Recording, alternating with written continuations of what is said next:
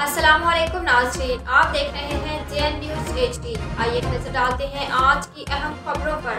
JN news reporter Larkana से खबर शामिल करते हैं। पाकिस्तान यूथ पीस मूवमेंट ओहदेदारान इश्तियाक लोड इंफॉर्मेशन सेक्रेटरी सूबा सिंध का कहना है, मुल्क भर से महंगाई की शरह बहुत ज्यादा बुलंद आसमान सतह पर पहुंच चुकी है। गरीब इंसान का एक वक्त का खाना मुश्किल है। पेट्रोल, बिजली, गैस की कीमत फिर से महंगी होने जा रही है। अद्वियात की कीमतों में 400% इजाफे की समरी वजारत सेहत की जानिब से मंजूरी के लिए भेजी जा चुकी है, मगर गरीब भूख बदहाली मुल्क की हुकूमत की बेजा नाजायज फजूल अयाशियां खत्म होने का नाम नहीं ले रही।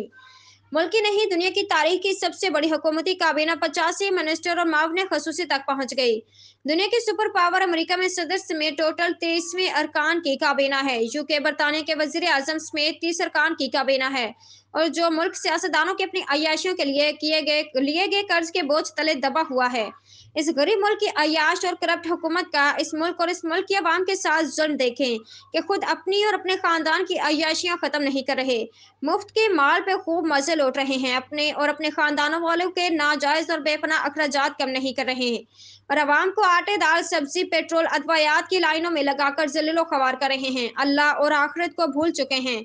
ये करप्ट लोग और उनके हवारी के एक दिन हर एक चीज का जवाब देना है। उन लोगों ने कुरान करीम में अल्लाह ने फरमाया कि जैसी अवाम वैसे ही हुक्मरान, तो यकीनन ये अवाम दुश्मन करप्शन में लोथड़ी नाजायज हुकूमत जो हम पे मुसल्लत है, ये हमारे गुनाहों की सजा है।